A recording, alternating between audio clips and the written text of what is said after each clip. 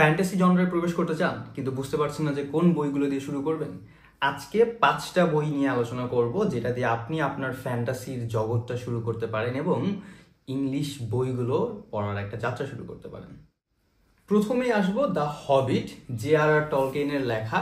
তো যারা Lord of the Rings মুভিটা দেখেছি তারা ডেফিনেটলি এইটার নাম শুনে থাকবো। The Hobbit Lord of the রিংসের একটা প্রিকুয়েল বলতে পারেন।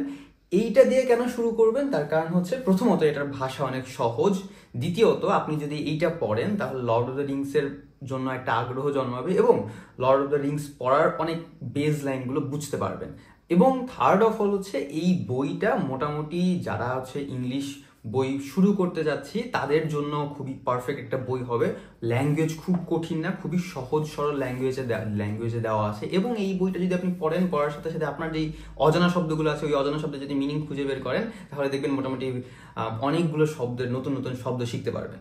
তো এইটার কাহিনীটা কি? কাহিনীর শুরুটা খুবই সিম্পল। বিলবো ব্যাগিন্সের গল্প দেওয়া আছে এখানে, তার অ্যাডভেঞ্চারটা দেওয়া, এবং ওই যে আমরা একটা ড্রাগন দেখি না লর্ড অফ দ্য রিংসে, সেই ড্রাগনের মুখোমুখি হতে হয় তাকে। এইটা নিয়ে মোটামুটি কাহিনী দেওয়া আছে। এই বইটা আপনি অনলাইনে যে কোনো জায়গাতেই পেয়ে যাবেন।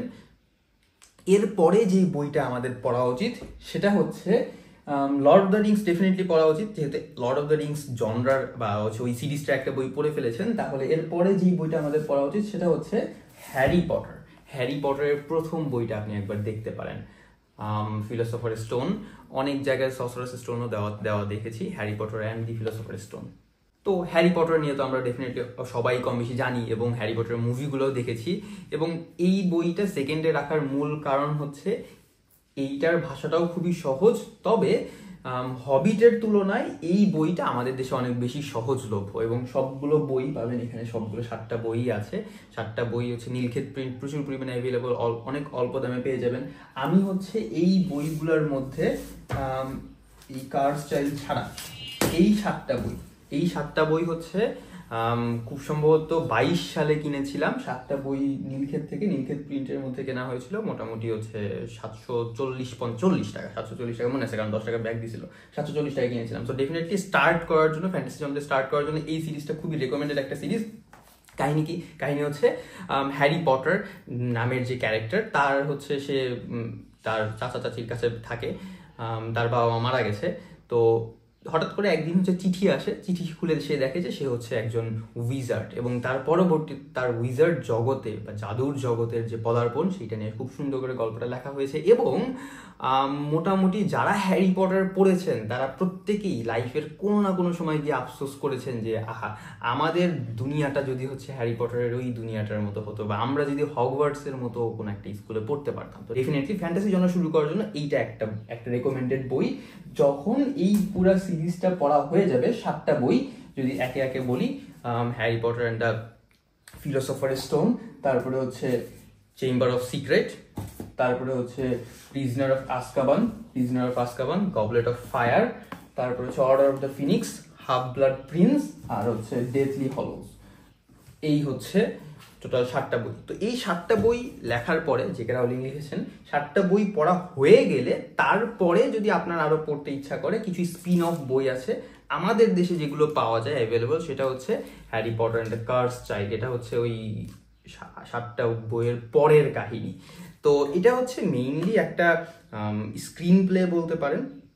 তো এইটার যে শুধুমাত্র জে.কে রাউলিং একা লিখেছেন বিষয়টা এরকম না, এখানে হচ্ছে কাইন্ড অফ একটা প্লে বা নাটকের মতো। আচ্ছা, এটা হচ্ছে অরিজিনাল একটা বই। আরেকটা সিরিজ আছে এই হ্যারি পটারের জগতেরই, সেটা হচ্ছে ফ্যান্টাস্টিক বিস্ট। টোটাল 3টা বই আছে, বাট আমাদের দেশে হচ্ছে প্রথম বইটা একটু অ্যাভেলেবল পাওয়া যায়। এইটা হচ্ছে originally screen play, fantastic Beast and Where to Find them. এইটার ঘটনাটা হচ্ছে হ্যারি পটারের যে গল্পটা বা যে সময়টা তার অনেক আগের সময়। সো এটা প্রিকুয়েল বলা উচিত না, এটা স্পিন অফ, বাট ঘটনাটা হ্যারি পটারের ঘটনার আগে হয়েছে। এবং এই বইটা টু বি অনেস্ট অসাধারণ সুন্দর একটা বই। অনেক সুন্দর সুন্দর হচ্ছে এখানে ইলাস্ট্রেশন দেওয়া আছে, সুন্দর করে এই গল্পগুলো লেখা আছে। স্ক্রিন প্লে, তো ওই স্ক্রিন প্লের মতো করেই লেখা আছে। এইটার ওপরেও মুভি আছে, 3টা মুভি আছে, Fantastic Beast and Where to Find Them, Crime of Grindelwald, আর হচ্ছে ভুলে গেছি লাস্টের মুভিটা। তো হ্যারি পটার পড়া হয়ে গেলে এরপরে যেটা ডেফিনেটলি ট্রাই করে দেখবেন, লর্ড অফ দ্য রিংস। এটা হাউসের একটা বই। এখানে হচ্ছে লর্ড অফ দ্য রিংসের টোটাল হচ্ছে 6টা নভেলকে একসাথে করে নিয়ে তিনটা করে ধরা হয় ট্রিওলজি আকারে।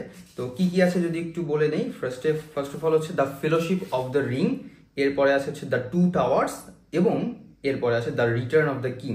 তো এই তিনটা মিলে লর্ড অফ দ্য রিংস একসাথে করা হয়েছে। এইটা যদি পড়েন, যারা হচ্ছে ওভারঅল বই পড়তে পছন্দ করেন, বা যারা আমার মতো নার্ড, বা যারা হচ্ছেন ওভারঅল ফ্যান্টাসি পছন্দ করেন, তাদের ডেফিনেটলি এই বইটা অনেক ভালো লাগবে।